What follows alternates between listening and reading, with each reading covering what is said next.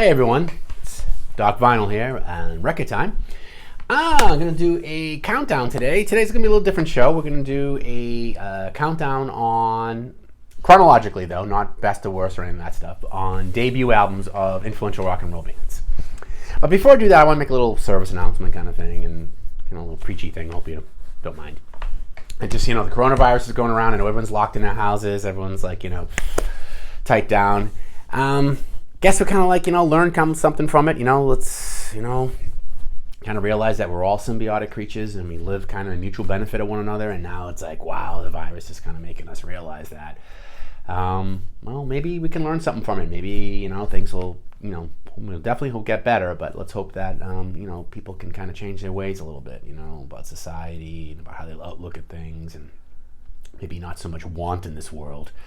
A little bit more, caring and giving and understanding. But, kind of go with my rock and roll again. And I think the massive, great quote we can follow is the great philosopher of rock and roll, Mr. Frank Zappa. And what did he say? Minds are like parachutes. They only work when they're open. And maybe this virus will teach us that lesson, Frank. All right, enough of the preaching. I know you don't want to hear that. You want to hear what's going on here with rock and roll. We're going to start down. Now, this is a debut album. Now, what are the criteria of this show ranking and what am I going to do here? It's, first of all, chronological. I'm not ranking these bands. It's almost impossible to rank these bands. It'd be like saying, what do you like better, your mother, your father, your son or your daughter? It's not a feasible thing. So they're not ranking. So how I've decided to organize it is chronologically. Now, with the chronological, we're going to be doing from the mid-'60s all the way to 1978. Now, three bands that I am not going to cover in this, that are not cover their debut albums, because they're going to be on other shows, and they're outside the realm of this. It's the Beatles, the Beach Boys, and the Rolling Stones. They're different, and their influence is different, and these are just different bands. Now, let's look at the criteria in which I picked them. First of all, they're from the time period from 1965 to 1978. And it has to be a debut album. Some of them had albums that came on later that were better, and there were other bands that had 2 or 3 albums. Their third or fourth album was very influential, but this is about debut albums, so just going to be strict about our criteria here. So just debut albums. The next criteria is what kind of influence they have. Were they influential? Did they change the shape of rock and roll? And again, it's my opinion. I mean, you may not agree with it. You may say, oh, you missed this album, missed that album. But again, hey, that's what the comment section's for. Please, when you subscribe and when you comment and give me likes, let me know. Hey, that's what it's all about, debates. Not everyone has the same opinion. We know this. We love this music, but, everyone has skins their cat a different way. So, let's start off with 1965, and who are we going to do with? My Generation, The Who. What an album. Opens up in 1965, the Mod 4 rock of Pete Townsend, Roger Daltrey, Keith Moon, and John Entwistle. This has, of course, My Generation on it, which is the title track. It's got The Kids Are All Right, Please, Please, Please, I'm Not True, I'm a Man. Great album. A lot of solid tunes. I really like it. It's really cool, but it's really the mod school of that 1960s rock and roll, which is really, really cool, and great stuff. And, of course, we know The Who goes on to be very influential with their later albums, Tommy, The Who's Next, Quadrophenia, blah, blah, blah. You all know them all. But as a debut album, this is pretty good. This changes it up. They're the mod squad. They're the 4 guys. They go with the Fab Four setup like the Beatles, but they kind of a different style. They're kind of a little bit more edgy, rock and roll-y kind of thing. They got something to say. And they are really kind of an interesting hidden gem. Now, this album wasn't super hit, but it did well. And as an influence, of course, we know how much The Who influences all bands that come after. So again, you really can't downgrade the influence of this. All right. Now, let's go on to our second one. 1967, which is going to be a big year for rock and roll. Of course, The Doors. Of course, you couldn't do it. The Doors, their debut album is just, oh my God, come on now. Jim Morrison, come on, look at this band. Jim Morrison, Ray Manzarek, Bobby Krieger, and John Densmore. This was the band. California band, American band, amazing stuff. I'm going to go over the tracks here, just in case you don't remember, but we all do remember. Side 1, Break On Through, Soul Kitchen, The Crystal Ship, 20th Century Fox, Light My Fire. That's just side one. An Alabama song, by the way. That's another good one. Side two, we got Backdoor Man, I Looked at You, End of the Night, and Take It As It Comes, and The End. My Only Friend, The End. Oh my God. I mean, it's the Doors. I love the band, and most people do. But this debut album took the charts flying. Few albums in '67 could really, unless it was the Beatles or the Stones and like that, but it could really debate on this one. And of course, we know how Jim Morrison comes along to really define an era of music and influence generations of rock and rollers. I mean, you can see a little Jim Morrison in bands in the '70s, '80s, even the '90s, Nirvana. I mean, come on, You could also say that, the 27 Club and all of those things, all of the stuff. But the point is, this is a band that really pushed the edge, and it was really cool. And he creates the whole genre of the rock and roll kind of I don't give a shit, fuck the world kind of thing, and that was Jim Morrison. I mean, come on, you can't take it away. Whether or not you like it or not, you like the music, you just cannot deny the influence of this album. So, there we go. Next album, another very influential album, especially for guitarists, would be Are You Experienced by Jimi Hendrix and The Experience. Oh my God, power trio. Amazing, of course, amazing setup here. Look at this. I mean, in this album alone, side one, Purple Haze, Manic Depression, Hey Joe, right there. Power trio, 3 songs right in a row. Love or Confusion's good, May This Be Love and I Don't Live Today, decent songs. Side 2, The Wind Cries Mary, awesome. Fire, oh my God. Third Stone from the Sun, and Foxy Lady. And Are You Experienced? I mean, there's not a dead track on this. The guitar work is phenomenal. It's innovational at the time. He's doing stuff with the guitar that no one else is doing, getting sounds. It's just unbelievable what the impact of this album. And of course, Jimi Hendrix went on to go influence, his music influences generations of guitarists. From, you name them, Eddie Van Halen, Robert Cray, I mean, just name them, and they're all, Stevie Ray Vaughan, I mean, come on. This album was really, really cool. And again, another short-term band. They're not around for a long time. They don't put out a prodigious amount of work, but they do put out a good amount. Amazing album. Jimi Hendrix Experience. You can't put it down. '67. Now, the other album for 1967 is, of course, what I covered before. Fresh Cream. Can't put it down. Change. Another power trio, mind you. We all know who they are. I covered them before. Ginger Baker, Jack Bruce, and Eric Clapton. This says I Feel Free, I'm Glad, Toad. Great drum stuff on that one, by the way. Cat Squirrel. Great stuff. It's a great album. Fresh Cream. It's just really, really good album. Influential. Cream goes on to influence a whole other generation of rock and roll, just like these other albums. And, I mean, can't say enough about them. Of course, we already talked about them a couple weeks ago in my earlier show, so go check them out.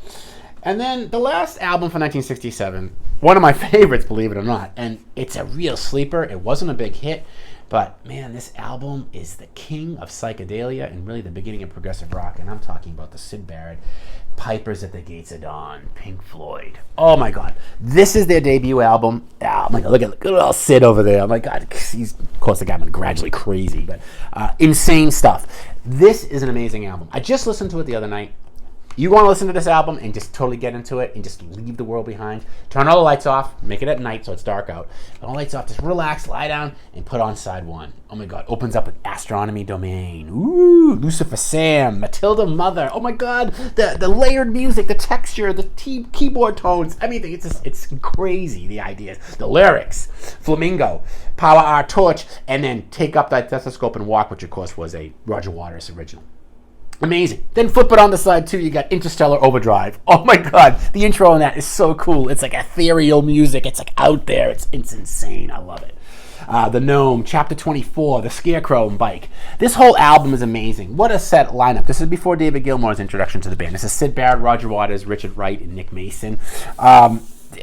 God, what an album. An underrated album, because of course Pink Floyd goes on to, create, Dark Side of the Moon, all of this stuff that of course becomes far more influential and whatever, but this is the beginning, and this band is influential because Syd Barrett starts Pink Floyd, starts this movement of progressive psychedelia, this whole concept of integration of music, sounds, and not just music, but also just sounds and layered, textured stuff, and voices, and again, if you're not familiar with this album, I really, really, really, really recommend people go listen to it. I mean, it's like, wow. And you're like, that was made in 1967? Yeah, pretty cool. All right, moving along. Going to 1968. We're going to do Shades of Deep Purple. Okay, why is this album on there? Well, I just, you can't deny Deep Purple's influence on heavy and hard rock and heavy metal music. I mean, end of story. There are other people influential at this time period. You get Iron Butterfly. You got, Black Sabbath, which comes a little later. But this is 1968, and this is, of course, not the original. This is the original lineup, but changes a little bit. But this is Richie Blackmore, John Lord, and Ian Pace, which of course become the core of the band. Rod Evans is the singer on this, but of course Ian Gilliam later takes up that mantle, and the bass player Nick Semper leaves, and another bass player comes in. But Roger Glover, I think it was. And of course, that's the Machine Head, Smoke on the Water, Space Truck, and all that stuff that we all know later on. But this album has Hush on it. This has One More Danny Day. Has Love Help Me, Hey Joe, nice cover by from Jimi Hendrix. Nice nod out to Jimi Hendrix on this one. This album is really, really good, and the reason for it is, again, as I cite it as really the beginning in the kind of germination, I guess you could call it, of heavy metal. It's the beginning of that rock and roll. Now, granted, we see Black Sabbath a year or two later comes out with some heavier stuff, but you see that they started that, and of course Deep Purple, as they progress, and they lasted a long time. This album, influential in the hard rock scene, hard rock to heavy metal scene. I just think, to me, Deep Purple is just Deep Purple. Of course, they go on to write some iconic tunes, but yeah, this is an underrated album. A lot of people aren't even familiar with it. I didn't even know Deep Purple was around then, so whatever. But same year as I was born, too, so obviously cool stuff. So gotta have something for 1968, right? My Auslöser. Oh my god, look how dark that got. Oh my god. 2003. It's like, oh shit. Oh my god, I'm getting old. 17 years old. Holy shit, I had it down in the cellar. Looks like apple juice. Ah, so good. Got that whole botrytis thing going on. Oh, love wine. Sorry. Maybe I'll do a show on wine. Okay. 1969. What a year for rock and roll, right? We got Chicago. Oh my god. Chicago Transit Authority's debut album. Woohoo! Awesome album. But you know what? They're not just any regular debut album. They're all single albums. No, with Chicago, you get two. You get two albums. A massive band with horns, keyboards. Terry Kath, amazing guitarist, by the way. On note here, one of the most underrated guitarists of this time period. People don't even think about him. Terry Kath's guitar work's insane. Danny Surfing, great drummer. Robert Lomb, Peter Cetera. We know he does the band later. But great horn line. They're the first band that really integrate horns at a high level with rock and roll. Great stuff. Look at the tracks. Introduction. Does anybody really know what time it is? Oh my god. Beginnings. Right there. Great songs, all three of them. Big hits. Question 67, 68. Listen and Poem on side 2. Freeform Guitar and I'm a Man. They do a great version of the Spencer Davis, Steve Winwood song I'm a Man. Oh, I'd even debate, might even be better than the original. Who knows? Great stuff. And then they have some Liberation filler stuff in the back there. But it's cool because the Liberation stuff and the filler and the talk about the 1968 Democratic Convention and the hell no, I won't go, the protest movements, that was really part of where this band came from in Chicago at that time and what was going on. So it really is kind of part of the historical archive of this album. But yeah, you can't beat it. You can't beat it. Good stuff. Chicago Transit Authority. And of course, they dropped the band Transit Authority into Chicago because, of course, they get sued by them and they have to just use the name Chicago. But this is a great album. Influential. A debut album. 2 debut albums. Kick ass. Really great stuff. Now we're going to get on to our next stuff. We have another band, 1969. Santana. Again, I talked a little bit about them with the Journey show I just did, but Greg Rowley's in this band, Carlos Santana, of course, not Neil Sean yet. He's introduced in their 3rd album. But this album's great. It's got Waiting, Evil Ways, Shades of Time, Jingo, Persuasion, Treat, You Just Don't Care, Soul Sacrifice. Amazing album. It blends the Afro-Cuban, the Latino massive influence in rock and roll, and really Santana really does create a whole almost genre, even though he does do some Tito Puente covers and some other Afro-Cuban stuff. But amazing work. Santana's, and then of course Abraxas, which is the next album that comes out after this, is big hits. But even this album, as a debut album, really overlooked, and of course influential. So no doubt. Okay, we're in 69. You're like, hey, wait, why aren't you doing that? Of course, I got to do Led Zeppelin. Led Zeppelin 1. What do I need to say? I could just say, okay, Led Zeppelin 1. Everyone knows. Yeah, we do. Come on. John Bonham, Robert Plant, Jimmy Page, John Paul Jones. Led Zeppelin. The Zeppelin Leds. Of course, the original name of the band was the Yardbirds, the New Yardbirds, and of course that was Jimmy Page inheriting that. Everyone had left the band, and then of course he changes it to Led Zeppelin, reforms the band, and Album's legendary. Everyone knows. Good Times, Bad Times, Babe, I'm Gonna Leave You, You Shook Me, Dazed and Confused, do do do do do. Your Time Is Gonna Come, Black Mountainside, Communication Breakdown, I Can't Quit You, Babe, and of course, How Many More Times. A lot of them are blues covers, granted, but they're new renditions and what they do with it, just amazing. Not enough to be said. How influential is this album? I mean, as you saw, as a debut album, it's one of the more influential ones, just as much as the others. But I mean, Led Zeppelin goes on to shape a whole core of musicians, and some of the other debut albums, I think they owe this to Led Zeppelin. Great album. Can't say enough. Now, another album that a lot of you aren't familiar with, but I think it's time to educate everybody. And of course, Court of the Crimson King. What an album. Court of the Crimson King debuts in 1969. Robert Fripp Project, Greg Lake on vocals. Oh my God, look at this thing. It's just a powerhouse of an album. Mellotron, progressive rock at its pinnacle. Great, amazing guitar work. Peter Sinfield lyrics. Great artwork. Even the Court of the Crimson King was used recently in a movie called Children of Men with Clive Owen. Amazing. You hear the soundtrack, you're like, oh my God, that was written in 1969. I feel like it was written like last year. Music is very timeless. Lyrics are very soulful. 21st Century Schizoid Man about war. I Talk to the Wind. Epitaph. Oh my God. Moonchild. Just a really, really, really, really amazing album. It really influenced a lot of people. Underground. A lot of the musicians. This is really a musicians band, if you know what I mean. A lot of musicians are like, wow, this is... What are they doing? They're pushing the envelope of music. And of course, they're doing the same that Pink Floyd did in 1967. They do 2 years later. Different style, but taking progressive the next step on. And we're going to lead to the next band, which of course came out of here because Greg Lake, who is in this band, leaves this band to form the next band, which I'm going to talk about. And if you know me, you know it's my favorite band. I don't want to go too crazy on them, but of course I'm talking about the debut album of Emerson, Lake and Palmer. I'm sorry. A lot of people could argue, say, oh, well, why is that on there? That's not that. First of all, we're looking at a couple things that Emerson, Lake and Palmer do. First of all, Keith Emerson's a virtuoso keyboard player, as is Carl Palmer as a drummer. I mean, you can't debate their musicmanship. Greg Lake, great guitarist, bass player, singer. It's really kind of the soft cream in between the two Oreo cookies. What a power trio. The Barbarian opens up. It's a Dvorak piece that he introduces to a three-man rock and roll band. Really? Seriously? We don't even have to go down that road, musicianship. And the quality of the keyboard work and the way it's done and layered, it's amazing. Take a Pebble, Knife Edge. Knife Edge is, oh my God. Amazing stuff. The Three Fates, Tank, and then of course it closes out with the big hit of the album, which is of course Lucky Man, written by Greg Lake when he was only 12 years old.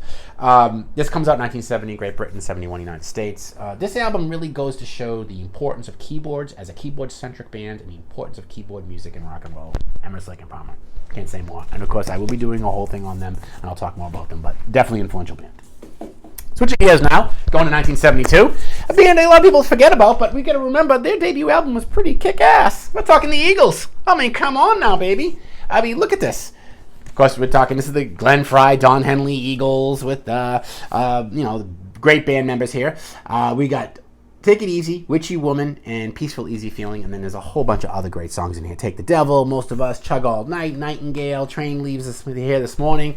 What an album. This, of course, debuts one of the most successful and one of the biggest bands to really take together, which I call a kind of a blending of country, a little bit of blues, but mostly country and rock and roll. Now, people say I don't really like country music, but I gotta say that I do because I love the Eagles, so I guess you could say they're country. Are the Eagles country or are they rock? I mean, they're a little bit of both. But man, they're one of the bands that do it the best. And this is a great debut album, and it really goes on to show the impact of how to mainstream country into rock and roll, and the Eagles are the ones that do it. Just to think they were a backup band for Linda Ronstadt before. Crazy. But of course, they don't have a prodigious output either, but their debut album and every single album they have has hits on it. But this is an amazing debut album, and I highly, highly recommend people listen to it again. All right. Moving on to 1973, a Boston band. I don't love this band, but I can't really ignore the impact. And of course, I'm talking about Aerosmith. And Aerosmith's debut album, which of course has Dream On it, and it has some of my favorite songs, by matter of fact, on it. Mamakin, which is one of my favorite songs. A Boston-based band, Steve Tyler, Joe Perry, the whole deal. Brad Whitford, Joey Kramer, the whole great stuff. Very rock and rolly, bluesy, love it. This is by far my favorite Aerosmith album, I have to say, no doubt. They go on to do different things I'm not a big fan of, but their early 70s stuff is pretty good. And of course, they have prolific albums after this: Toys in the Attic, Night in the Rise. I mean, you know them all, but they really go on to take that stage beyond. Now, they obviously influenced a little bit by Led Zeppelin, no doubt. Led Zeppelin's success 4 years earlier, 1969. But this Boston-based band takes a little different flavor, different setup, five-man crew, good stuff. I mean, like Make It Someday, Dream On is on this, One Way Street, great stuff. Side 2, Mamakin, which is one of my personal favorite songs. Love the guitar work on that. Walking the Dog, love that one too. It's a great album. For a debut album, really can't, And of course, Aerosmith starts out slow, but they really pick up some steam in the mid-70s, late 70s, and of course they go on and have a long career, and everyone loves them. Dude looks like a lady. Not my favorite period. But this I can't deny it, and so I had to put it in there. So, and that leads us to another Boston band, going up to 1976, and of course, that's Boston. Is this overplayed? Oh, God, yeah. Oh, God, yeah. Do I love Boston? No. Do I like Boston a lot? Yeah, and I cannot underplay the importance and the influence of this album. Now, Boston didn't put out a lot of albums. Now, this album, every song on it's a hit pretty much, and everyone's heard it. More Than a Feeling, Peace of Mind, Foreplay, Long Time, that whole intro with the keyboards, amazing. Rock and Roll Band, Smokin', Hitch a Ride, Something About You, and Let Me Take You Home Tonight. I mean, it is a great album. Boston band, Tom Schultz, amazing technical musician, good stuff. As a debut album, yeah. It influences a lot of people, and it really does corner the rock and the genre stuff. And it's really cool time of that time period. All right. I'm going to take a little shift on a different tone here. I'm going to go with a whole different type of music, but you cannot deny the influence, baby, of The Clash. This album, the debut album of The Clash, really introduces punk rock to the whole world. Now, they've been the Ramones, and it's true, I'm going to do a whole show on the Ramones and their influence too, but the Ramones obviously influenced them to a certain degree. But this is 1977. This has got Clash City Rockers, I'm So Bored with the USA. How cool is that? Remote Control, Complete Control, White Riot, White Man and Hammersmith, London's Burning. London's Burning! I mean, I Fought the Law, and the law won. I fought the law. I mean, that's side one. You cannot deny the impact of The Clash. Janis Jones, Career Up at days. Oh my God, it's a great song. What's My Name? Hate and War, Police and Thieves, Jail Guitar Doors, and Garageland. It's maybe one of my favorite Clash albums. I don't know. I get so many of them. I mean, I love them all. I'm going to do The Clash. Obviously, we're not going to skip that. I love punk rock. This album, oh my God, really defines a genre. That whole right in your face, Joe Strummer. I mean, come on, Topper Header on drugs. I mean, I'm not even getting to the band because I don't want to do it justice. I'm just going to tell you that this is one hell of an influential album in 1977. Did it sell a lot? Not at first, but it did take off, and it did create the genre of punk rock. The Clash, baby. Just can't do it. I can't wait to do them because that's music I love. Okay, shifting gears a little bit, changing. We're going to do another Boston band, 1978. Getting to the end here. The Cars. Okay, you either love them or hate them, but you know all their songs. The Cars are one of those bands that they just put out a shitload of hits. And they came out in 78. Look at this album. Good Times, Let the Good Times Roll. Let the Good Times. Everyone knows that song. It's been in how many commercials? My Best Friend's Girl, Just What I Needed. 3 big hits right in a row. I'm in Touch with Your World, Don't You Stop. Moving in Stereo, side 2. You're all I got tonight. You're all I got tonight. I mean, this is really one of their better albums, and it's amazing. I mean, look at the pictures. I love it. Look at Rico Kasich. I mean, he looks like a skeleton, for Christ's sakes. I mean, what is that? But I mean, God rest his soul because he's dead. I mean, I'm just saying, this is crazy. But what a band. And then they would go on to produce a bunch of other bands and everything. But you really can't deny the impact of the Cars. Their introduction album, I mean, the whole genre of kind of the punk, new age, the Cars started it. They really did. Okay? So yeah, this is definitely an influential album. Now, I'm going to do my last album, and then I'm going to close off and talk about, what happened. Of course, 1978 was also the same year that Van Halen came out. Okay, Van Halen, what can I say? It's Van Halen. This album is amazing. I mean, there's David Lee Roth doing his thing, and this album introduced Eddie Van Halen to the world. His guitar style, his whole thing. Eruptions on this. I mean, come on, look at the songs in this. You Really Got Me. Jamie's Crying.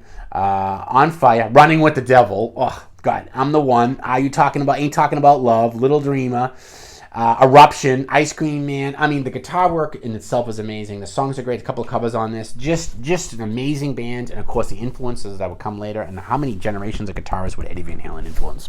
Come on. You can't put it down. Okay. That's my Sweet 17 for influential debut albums. Now, are there other debut albums? Are there other bands? Yeah, like, I was thinking like the Tubes, and as I was talking, Frank Zappa, yeah. But they're not debut albums, okay? So that was the strictness of the debut albums. I hope you guys liked it.